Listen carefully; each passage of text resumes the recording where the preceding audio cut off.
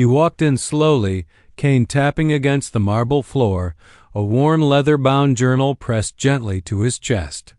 His name was Tom Fletcher, 94 years old, a retired Army medic, and a man whose hands had once stopped the bleeding of brothers under fire.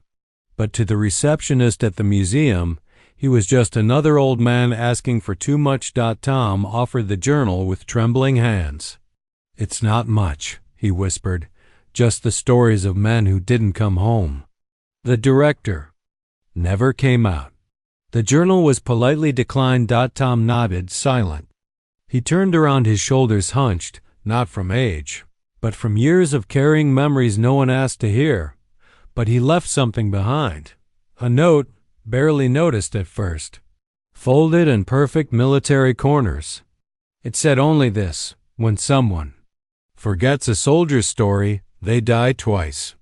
Within the hour, the director stormed into the lobby, journal in hand, tears in his eyes, and what he found inside that book changed how an entire town remembered its heroes. This isn't just a story about a journal. It's a military tribute to the unsung, a voice for the real war heroes we nearly forgot. The museum lobby was quiet, that morning, glass walls glowing with soft sunlight, polished exhibits still covered from the night's cleaning. A receptionist flipped through a magazine behind the desk, barely noticing the slow shuffle of footsteps. Approaching. It was Tom Fletcher, a decorated World War II Army medic who had once braved enemy fire with nothing more than a satchel of bandages and a heart full of grit. But today, his battlefield courage was replaced with humility. His eyes were clouded, not just by time, but by memories he never got to share. In his arms, he clutched a journal. The leather was aged, edges worn smooth from decades of turning pages.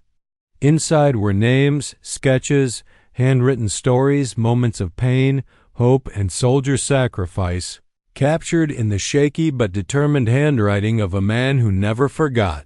Tom had written it over 60 years. He didn't come to seek fame or gratitude. He came to offer something sacred, a tribute to the real war heroes, the ones buried in fields overseas, the ones whose medals never made it home, the ones whose stories remained unspoken, hidden in the hearts of men like Tom. He approached the desk. "Ma'am," he said quietly, "I was hoping to speak to someone in charge. I've got a journal here. Belonged to a few good men. Thought maybe the museum could preserve it." The receptionist looked up, blinked once, then offered a polite but indifferent smile. "Do you have an appointment?" Tom shook his head. "No, ma'am. Just thought I'd walk in." She glanced at the old journal, then at the man, and her eyes shifted, judgment replacing curiosity. "I'm sorry, sir," she said, flipping a page in her magazine. "The director doesn't accept walk-ins. We're a curated collection. We only showcase verified military archives or sponsored pieces. You can leave it here if you'd like, but I can't promise anything." Tom stood there in silence. Her words weren't cruel, but they cut deep. Not because he was turned away, but because his brothers were turned away with him. Inside that journal were stories of unsung heroes, men who'd thrown themselves on grenades, who'd carried wounded comrades for miles under fire, who'd whispered prayers into the mud as the world fell apart around them. Names like Corporal James Holloway, Sergeant Leo Grant, Private First Class David Rios, real war heroes gone, but never forgotten. And now, not even remembered. Tom nodded slowly. His grip on the journal tightened. "I understand," he whispered. He turned to leave, but before he reached the door, he paused, reached into his coat, and left something behind, something small. A folded note, perfectly creased, like a soldier folding a flag. He didn't say a word. Just walked back into the morning sun, his cane tapping softly behind him. The receptionist barely looked at the note. She placed it next to her coffee, unopened. An hour passed. Then Another dot, and then the museum director walked in. Her name was Emily Rhodes, an ambitious woman in her early 40s, known for her strict curation standards and love for war memorabilia. She was sharp, efficient, and deeply committed to preserving historical integrity. The receptionist greeted her casually. Some veteran came in earlier. Wanted to donate an old notebook or something. I told him we don't take walk-ins. Emily raised an eyebrow. Veteran? Yeah, old guy. Left this note. She handed it over. Emily unfolded the paper and froze dot written in neat, deliberate handwriting were only 12 words. When someone forgets a soldier's story, they die. Twice. She stood still, breathing shallow, her fingers trembling. That one line hit her like a blast from the past. She suddenly remembered her own grandfather, Lt. Charles Rhodes, a pilot who never came home. She remembered the box of letters her family never opened, the silence around his name, the medals kept in drawers, collecting dust. And she remembered how, slowly, he had faded from conversation, from history, from memory. Her hands began to sweat. "Where is the journal?" she asked, her voice urgent. The receptionist blinked. I told him we couldn't accept it, so he left." Emily was already walking toward the door. Did he leave a name? "I think Fletcher. Tom Fletcher." Emily froze again. She knew that name. It had appeared in several citations. A combat medic from the 94th Infantry. A man credited with saving over 40 lives in the Ardennes alone. But Tom had never spoken publicly, never given interviews, never asked for recognition. She dashed back to the desk. "Find him," she ordered. "Phone records, local address, anything." "Why? What's in that journal?" Emily looked down at the note once more. "It's not just a journal," she said softly. "It's a graveyard of forgotten heroes. And we just turned it away." Emily Rhodes hadn't moved this fast in years. Within minutes, she was in her office searching every available database she could access. She typed Tom Fletcher, World War II, Army Medic, 94th Infantry. Dozens of mentions popped up. Mostly footnotes, citations, and archived field reports. A couple of old veterans' blogs listed him as a quiet giant, a man who never gave interviews, who never stood at ceremonies, but who had once dragged 3 men out of a burning convoy under enemy fire. And yet, no one ever told his story. Emily's heart pounded. That journal was more than leather and ink. It was battlefield courage written by the hands of a man who'd lived it. And they had refused it. As the director of the Regional War Memorial Museum, she had always strived to honor real war heroes. But somewhere along the way, she had begun to prioritize polished displays over raw truth, sponsored exhibitions over emotional storytelling. And now, she'd failed a man who came with nothing but memories and trust. She picked up her phone. "Janet, get me city records. I need an address for a Thomas Fletcher, probably in his 90s. Cross-check veterans' housing and medical facilities. Now."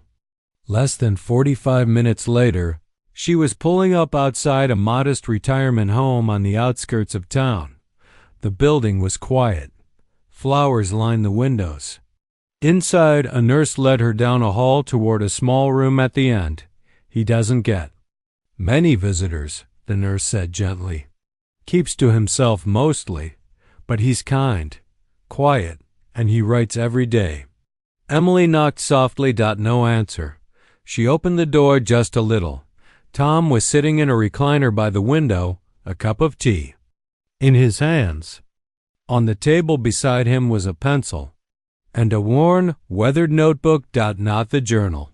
Another one. Always writing. Always remembering. He turned his head slowly. His eyes met hers. "You came," he said. Emily swallowed hard. "I read your note." Tom nodded once, like that's all he needed to hear. "I'm sorry we turned you away. That wasn't right. Tom smiled faintly. I've been turned away before, Miss Rhodes. War's over, but not for all of us. Emily stepped into the room and sat across from him. What's in the journal? She asked gently. He stared out. The window. Truth, he whispered. Not the kind they put in history books, the kind that bleeds. She said nothing. Letting the silence settle. After a pause, Tom reached down and lifted a box from beside the chair. Inside, wrapped in an old Army-issue poncho, was the journal. I wrote it every year, he said. 1 page for each man. Birth date, the day I met him, how he died. Some, how he lived. Some prayed, some cursed. One sang a lullaby while his lungs filled with blood. Emily's throat tightened. They weren't statues, Tom continued. They were kids, scared, brave, human. They died so others could come home. And no one remembers. He passed the journal to her. Emily's hand shook as she held it. The weight was heavier than it looked. Not in mass, but in memory. She opened the first page. Private Leo Martinez to 18 years old, from Houston. Used to whistle before ambushes. Said it calmed the nerves. Below it was a pencil sketch of Leo's face. A soft jawline. Eyes full of life. The next entry was brutal and beautiful. Corporal Darnell Hughes. Bled out holding a picture of his daughter. He whispered, Tell her I sang to her. I didn't even know her name. Page after page, Emily read about real war heroes whose names had never echoed through classrooms or ceremonies. These weren't just battlefield statistics. They were people funny, flawed, courageous. They were fathers and sons, dreamers and jokers. Tom had memorialized them with battlefield precision. The kind of detail only a medic would know: the weight of a body, the pressure needed to stop a bleed, the moment a heartbeat fails. And then she turned to a page that stopped her cold. Sheld's Rhodes. Her grandfather. Emily's breath caught. He carried my shoulder out of Bastogne, Tom said quietly. Told me I'd better live long enough to tell the others' stories. He smiled when he said it, but his eyes were already glass. He died the next morning. I never got to thank him. Emily stared at the entry. There was a sketch. A perfect sketch. It looked just like the faded photo her mother kept in a drawer. He saved you? Tom nodded. That's why I started the journal. Tears filled her eyes. I never even knew he was in that unit. We never talked about it at home. Tom looked down at his hands. That's the thing about soldier sacrifice. It doesn't end when the war does. It lives in silence, in forgotten homes, in stories no one asks for. Emily closed the book gently. This needs to be seen. Tom didn't respond right away. Then he looked at her with weary eyes. I'm not asking for a plaque or a monument. Just a chance for them to be remembered. That's all any of us wanted. Emily nodded slowly. You'll have it. 2 days later, the museum doors opened early. Emily Rhodes stood in the center of the atrium, journal clutched tightly to her chest. Gone were the tailored suits and polished words. Today, she wore something simpler, a navy blue cardigan with her grandfather's service pin over her heart. Behind her, a team of curators worked silently. The glass cases that once held antique bayonets and impersonal documents had been emptied. In their place, something new was taking shape, something raw, something real, a tribute to the forgotten heroes. In the center of the new exhibit, under soft amber lights, sat Tom Fletcher's journal, open to a page titled, Voices from the Mud, Memories They Never Asked to Make. Next to it was a simple plaque. This journal belonged to Army medic Thomas Fletcher. He wrote it not for glory, but for remembrance. Inside are the final words, final breaths, and final hopes of the soldiers who never came home. May we never forget them. Visitors arrived in slow trickles at first. Veterans in wheelchairs. Grandchildren holding photos. local teachers bringing, history students who had only ever read about war in textbooks. But as word spread, so did the emotion, because this wasn't just another display. This was emotional storytelling at its core, a military tribute that reached beyond uniforms and medals. It was the truth, unfiltered, undeniable. Each journal entry was enlarged and placed along the walls. Next to it, a face, a name, sometimes just a silhouette where no photo remained. People stopped in front of them, read silently, wiped their eyes. One woman sobbed in front of Private David Rios's page. Her brother had served in the same unit. "I never knew how he died," she whispered, "but this feels like a piece of him." By the fourth day, the exhibit was the most visited in the museum's history. Local news ran stories. Then, national outlets called one headline read, "Unsung Heroes Remembered, a journal that's rewriting war history." Another called it, "The book that made America cry." But amid the whirlwind of attention, Tom Fletcher stayed quiet. He didn't attend the opening ceremony. He didn't give interviews. He sat, as always, by the window in his retirement home, watching the world go by. Until one afternoon, Emily showed up again. This time, she brought company. There were 5 of them. Veterans all younger than Tom by decades, but each wearing a piece of history on their chest. A sergeant from Iraq, a corporal from Afghanistan, a Marine sniper from Somalia, and 2 Gold Star mothers who had lost sons in recent conflicts. They stood in a half circle, unsure how to begin. Tom just smiled. "Sit," he said. "They did." Emily spoke first. "They came because your words reached them, across generations, across wars. You reminded them and us what real war heroes look like." Tom said nothing, only nodded. Then the Marine leaned forward. "Sir, with your permission, we'd like to start something, a program. A national archive not just for medals and artifacts, but for memory journals. For stories like yours. Every soldier who served, every family, should have a place to leave behind what's too heavy to carry." Tom's eyes filled.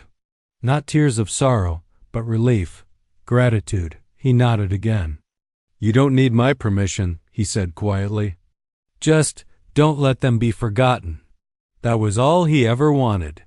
A week later, the first boxes started arriving. Journals, letters, sketches, dog tags wrapped in notes. Veterans from all corners of the country sent pieces of themselves, some writing for the first time in decades, some finally putting into words what they couldn't say out loud. The initiative was called Project Echo because it gave echo to the voices, long buried by time and trauma. And it all started with a man and a journal the world almost ignored. That month, Emily returned to Tom's room with something new, a letter, stamped with a seal from the Department of Defense. It read, "In recognition of your lifelong service and your unwavering commitment to the memory of fallen soldiers, we hereby award Thomas Fletcher the Medal of Valor for Civic Legacy, an honor reserved for civilians who ensure that no soldier's sacrifice is forgotten." Tom stared at the letter for a long time. He didn't smile. He didn't cry. He simply said, "Took them long enough." Then he added with a wink, "Tell them not to mess up the spelling on the plaque." Meanwhile, at the museum, something unexpected began happening. Families started lining up outside, not just to see the journal, but to contribute, to tell their own veteran stories, to pay tribute to those whose names had faded from public memory but not from their hearts. One boy, barely 12, brought in a cassette tape his grandfather recorded in 1969, his voice trembling as he described losing his best friend in Vietnam. Another woman donated her father's battlefield drawing of a poppy field in France signed, "For the ones who didn't make it to see spring." Every story was welcome. Every story was sacred. Because now, There was a place for them, a place born from a single note that once read, "When someone forgets a soldier's story, they die twice, and now they would live again." End of section 3. It was a cool morning when the phone rang at the museum. Emily Rhodes answered, expecting another request about Project Echo, but the voice on the other end was different, gentler, softer, with a weight behind the words. "Miss Rhodes?" Nurse said, "I thought you'd want to know. Tom passed away last night." The world seemed to pause. Emily closed her eyes. For a moment, the noise of everything, emails, exhibit plans, cameras, disappeared. All that remained was the image of an old man sitting quietly by a window, his hands wrapped around a journal, his heart wrapped around memories most people would never understand. He had spent his final years doing what most couldn't in a lifetime, giving voice to the voiceless. Emily drove straight to the retirement home. She asked if she could sit in his room one last time. It was just as he had left it, on the table, a steaming cup of tea still warm, the pencil beside his final notebook, and the journal that had started it all, now sealed in a display box the museum had made especially for him, in case something ever happened. But it wasn't the journal that drew Emily's attention. It was a small envelope tucked under his pillow, her name on the front. She opened it slowly. Inside, a final note, written in the same neat, steady hand. "Emily, they all thought I was the one remembering them. Truth is, they were the ones keeping me alive. Don't let them fade again. You have their stories now. Make sure the world listens." Tom. Emily sat in silence, tears trailing down her cheeks. She looked out the same window Tom had stared through day after day. The sky was soft, peaceful, and in that stillness, she could almost hear him whisper, "One more story for the ones who didn't get to tell theirs." The funeral was small but sacred. No grand parade, no state ceremony, just a folded flag, a bugler playing taps, and a silence so deep it echoed louder than any anthem. But when the first shovelful of earth hit Tom Fletcher's casket, something extraordinary happened. One by one, veterans began stepping forward, each holding something small, a ribbon, a patch, a photo, a dog tag, and they dropped them, gently, into the grave beside him, not as tokens of grief, but as gratitude. "Because he remembered us," one man whispered. "We remember him." Back at the museum, the exhibit expanded. Tom's corner was renamed The Medic's Memory, and at its center stood a bronze statue, not of a soldier with a rifle, not of a general with medals, but of a weary man kneeling, arms around a wounded comrade. The face carved in his likeness, gentle, steady, human. At the base of the statue, engraved in bold letters, "When someone forgets a soldier's story, they die twice." Thomas Fletcher, Army Medic, 94th Infantry. That single line became the mission of the museum, the tagline of Project Echo, the battle cry of every military tribute that followed. School children were now assigned to read journal entries aloud in classrooms. Veterans' families were invited to record oral histories for the archive, and every new exhibit began not with facts and dates, but with names, voices, and sacrifice, because Emily had learned what Tom already knew: war may end on paper, but for many, it lives on in silence. And silence, when left unchallenged, becomes forgetting. A year after Tom's passing, Project Echo reached a major milestone. Over 10,000 veteran stories collected, over 50,000 visitors to the museum's tribute wing, and most touching of all, letters from children writing to soldiers long gone. "Dear Private Hughes, I read your story today. You sang to your daughter before you died. I hope she hears you still. Dear Mr. Rios, you saved someone's life. My dad says that's what real heroes do. I won't forget you. Each letter was placed in a memory book now kept next to Tom's journal. Each one proof that his legacy had sparked something far greater than he ever imagined.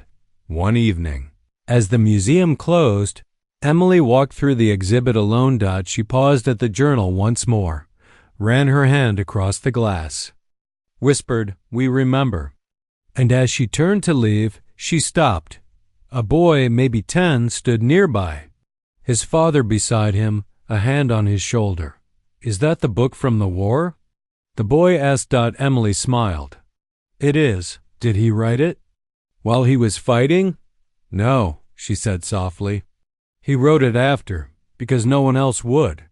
The boy thought for a moment, then said, "I think I want to be like him, not a soldier, but someone who remembers." Emily knelt to meet his eyes. "Then you'll be braver than most," she said, "because memory takes courage too." And in that moment, Tom Fletcher's mission lived on, not just in journals, not just in exhibits, but in the hearts of those willing to carry the stories forward. In a world filled with noise, he had given us the one thing that mattered most, the truth of silence, spoken out loud.